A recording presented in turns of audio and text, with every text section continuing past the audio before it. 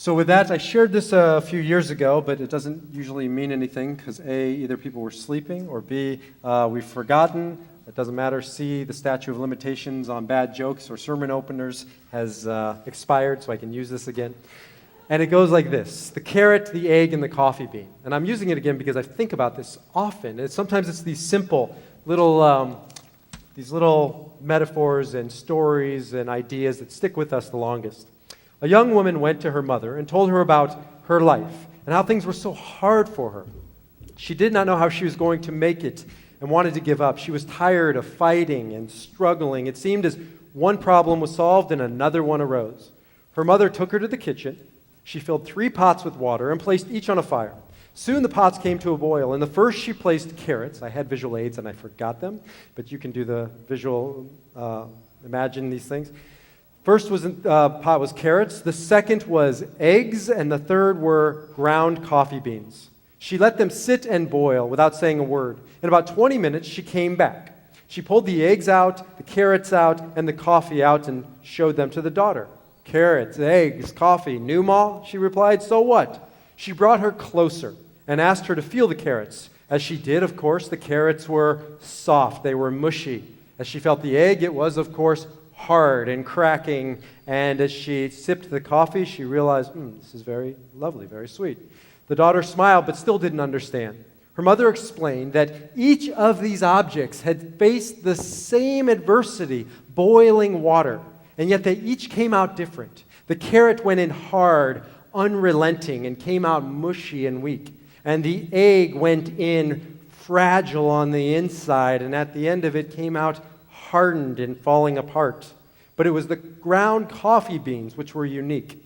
After boiling, they had changed, not themselves, they were the same. They had changed their environment. They had changed the water, and they had changed it for the better, making it richer and deeper and more fulfilling. So which are you? She asked her daughter. When adversity knocks on your door, how will you respond? Will you be a carrot? Will you be an egg? Or will you be a Starbucks coffee bean? Sorry, I had to throw that in. So, again, most of us either have heard this before, or if we haven't, it's one of those images that will stick with you. And I'm going to actually try this sometime. My kids aren't in here. I'm going to try this when they're old enough, because I think it's a visual image that will stick with us, could stick with us for a very long time. But the bottom line is, it takes us to the heart of our life journey. It takes us to the heart of religion. It takes us to the heart of Judaism and to this week's Torah portion and last week's Torah portion and the one before that, which are all documenting the great men and women of the Bible, of the Torah. And particularly over the past couple of weeks, we've seen the patriarchs Jacob and his son Joseph. And they're really a treatise on 2 different ways to respond to adversity, to respond to challenge, even tragedy in our life. Now, the first one, we all know, Jacob. He's revered throughout history. And oftentimes we just associate with Jacob power. Why? Because he's a go-getter, right? He's a doer. He makes things happen. He thrusts his will into the world, and he almost always gets his way. When he wanted the birthright from Esau, he did what had to be done to get that birthright. When he wanted the blessing from his father Isaac, he was crafty and created this scheme to get what he needed. When he wanted Rachel's hand in marriage, right, he found a way to persevere, eventually winning her heart and her father's mind. And when he fought with that angel or the man or God in the desert, what did it say? It said he held on to that man through the darkness until the breaking of day, and that man or that angel or that God had no choice but to bless Jacob, primarily just to make him go away. And that's why his name is Yisrael, because he is a man who grapples and struggles and forces and holds on until the breaking of day. This is how he faces his challenges. And in many ways, he is strong, but we oftentimes forget that there's a shadow side to what he's done. Right? Yes, he's strong and he's resilient and he's aggressive, and that seems to be powerful. But there's the shadow side. And what's the shadow side? That in the process, right, in many ways, he's like that egg early in life. He's weak and insecure on the inside. And so he overcompensates. And as he does, as he overcompensates and thrusts his will onto the world, he destroys his relationships. His brother with Esau never really recovers. And he hurts his father deeply in the process of getting his needs met. And in the end, he wins Rachel's heart, but in many ways he breaks Leah's heart. And he doesn't create a great relationship with his father-in-law as well. And at the very end, this man who was weak at the beginning becomes hardened and calloused and pushes other people away and eventually sets in motion, which leads to some devastation for his sons. And in many ways, he's like that carrot, because also Jacob is the patriarch over and over again that the Torah said he is afraid, he is weak. Underneath that hard exterior, here's a man who is insecure every step of the way. And yet, his son Joseph is the exact opposite. His son Joseph at first seems to be, in many ways, powerless, right? And we want to just shake Joseph at times. I want to shake Joseph at times. He seems to be so passive. He seems to be a victim almost, taking no initiative, having the world dictate right, where he goes and what he becomes. I mean, think about it. The first time we meet him, his brothers don't like him, so they throw him into the pit. And from the pit, then he's sold off into slavery. And he comes out of slavery to work, or he's still enslaved. He comes out of the dungeons, and he works for Potiphar's wife, Eshet Potiphar, and he's wrongly accused of something he didn't do. And then he's thrown into the dungeons again, and then he's betrayed again, and then he comes out, and then his brothers are standing in front of him. Excuse me. And they betrayed him years before. And you want to shake Joseph and have him yell at them and have him be angry at them, but in the end, he simply lets them off the hook. And the truth of the matter is, Joseph isn't weak. Joseph, in fact, is the most powerful patriarch we have. I mean, if you look back on Joseph's life in retrospect, you realize that every step of the way, there was a purpose, there was rhyme, there was reason to the journey he made. You realize that there's something bigger unfolding, and he somehow intuits it. He knows that he is doing his part step by step, making a larger journey. He's the patriarch that is constant and steady, not the highs and the lows of Abraham or Jacob, but this constant, steady progression up the mountain. And Joseph is the one in the end who is the most powerful of all of the patriarchs. He rises to be the second in command of all of Egypt. He is the most influential, more influential than Jacob ever could have been. And in the end, he's also the wealthiest. He's the most established. He achieves what the other patriarchs couldn't have conceived of achieving. Joseph, in many ways, is the most powerful of all of the patriarchs. Why? Because he's like that coffee bean. He doesn't change, unlike his father, who literally is transformed with a name change, or Jacob, who's transformed with a name change. Right? Joseph's name stays the same. His identity stays the same. He remains the same. He is steadfast. He has a sense of equanimity and strength of character that is unwavering, which, again, I spoke about last week, is why the rabbis call him the chakra in Kabbalah of Yesod. He's the foundation, an unshakable foundation upon which his progeny will stand for years to come. And in many ways, like that coffee bean, right? Transforming the world around him as he continues to make his stand.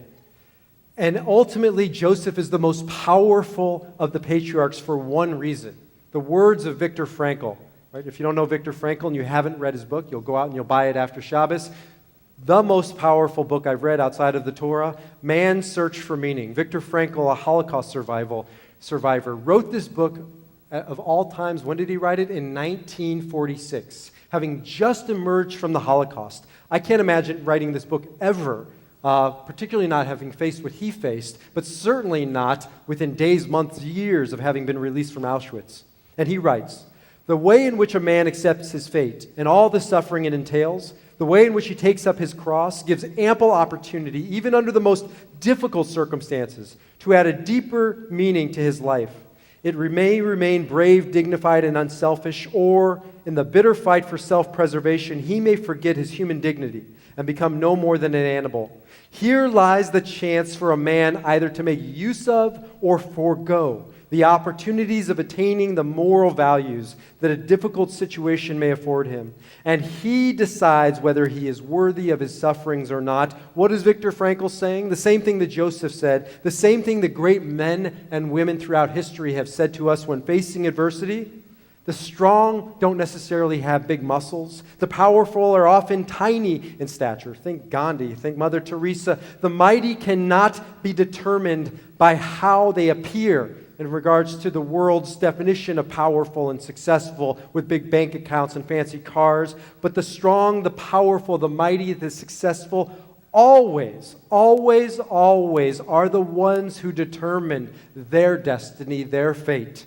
Right, in the words of Frankl again, we who lived in the concentration camp can remember the men who walked through the huts, comforting others, giving away their last piece of bread. They may have been few in number, but they offer sufficient proof that everything can be taken from a man or woman, but one thing, the last of human freedoms, to choose one's attitude in any given set of circumstances, to choose one's own way. Joseph was powerful because he chose his response to the outside world. He never allowed the outside world, his enemy, prison, to dictate his response. There are so many opportunities today, on this particular day, to connect this message to real life. First and foremost is Hanukkah. We're coming right out of the holiday that is all about this message. It is not simply about a miracle of oil. That's a great piece of the story. But the most important aspect of Hanukkah is that the Maccabees, the Hasmoneans, the Jewish people, some of the Jewish people stood up for who they were. They stood up for what they believed. And they ultimately said to the Greeks, you will not dictate how we pray. You will not determine what we believe. You will not decide our fate, our destiny. We are Jews. We will decide that for ourselves. And today is the commemoration of Pearl Harbor. Today is Pearl Harbor Day. Too many Americans don't even know it's Pearl Harbor Day. But we must remember what Pearl Harbor stands for. 72 years ago on this very day, right? For 2,000 men, mostly men, some women were killed on that day that will live in infamy. It was a day where America could have cowered and retreated and become soft and weak like that carrot. It is a day when this country could have become hardened and jaded and said, it's not our problem what's happening across the seas to the Jews and to others. Nazism isn't happening on our shores, and we could have retreated and simply taken care of ourselves and not worried about the world. But that's not how the men and women in this country responded after Pearl Harbor and during World War II and every war since. Men and women, brave men and women in uniform, have stood up for freedom and even given their lives, risked everything so that we could be here 72 years later, free Americans and human beings. And of course, last but not least, Nelson Mandela passed away, I think less than 48 hours ago. I had a totally different sermon up until about 2 o'clock yesterday, and I just couldn't let this moment go without paying tribute to this great man who is a modern-day Joseph. I mean, if you look at the parallels between Nelson Mandela and Joseph, it's just eerie how similar they were, and that he died of all days right during the Parsha of Joseph's rise from prison. First and foremost, Joseph was a terrible dresser, and Nelson Mandela was a terrible dresser. In fact, he said he got into a fight with, a verbal back and forth with Desmond Tutu, Desmond Tutu said, we can agree on changing most anything, but what are we going to do about the way you dress, Nelson? To which he said to Desmond Tutu, let's not enter into negotiation to things which we cannot change, right? But beyond his lack of fashion sense was a great man who embodied Joseph to a T. He was sent to prison for crimes that ultimately he didn't commit, certainly not crimes that were moral crimes. These were man-made laws that needed to be defied, and this man did it. And what was the price he paid? He gave up over a quarter of his life to this cause, to a purpose greater than himself. For 27 years, he was in a prison right on Robben's Island, and during that time, he could have responded like the carrot. He could have been weakened, become mush, become afraid and hidden behind those walls. He could have become like the egg, right, where he became hardened and brittle and angry. He was betrayed by his brothers like Joseph was betrayed by his brothers, and yet Joseph emerged not angry and not cowering, but forgiving and Mandela is going to be remembered for many qualities, not the least of which was retaining his humanity and emerging from that prison 27 years later more loving and more forgiving and more emboldened than ever before. Mandela wrote, "Time and again I have seen men and women risk and give their lives for an idea. I have seen men stand up to attacks and torture without breaking, showing a strength and resiliency that defies imagination. I learned that courage was not the absence of fear, but the triumph over it. I felt fear myself more times than I can remember, but I hid it behind a mask of boldness. The brave man is not he who does not feel afraid, but he who conquers that fear. Even in the grimiest of times, when my comrades and I were in that prison, pushed to our limits, I would see a glimmer of humanity in one of the guards. Perhaps just for a second, but it was enough to reassure me and keep going that man's goodness is a flame that can be hidden but never extinguished. This was a man who held on to that flame against all odds when far greater men than he has succumbed to far less adversity. And that is authentic control. That is real power, and that is true success. That is why we do remember Joseph thousands of years later, and that is why Nelson Mandela will continue to illuminate the way for years to come for this generation of kids and, God willing, their kids and their kids.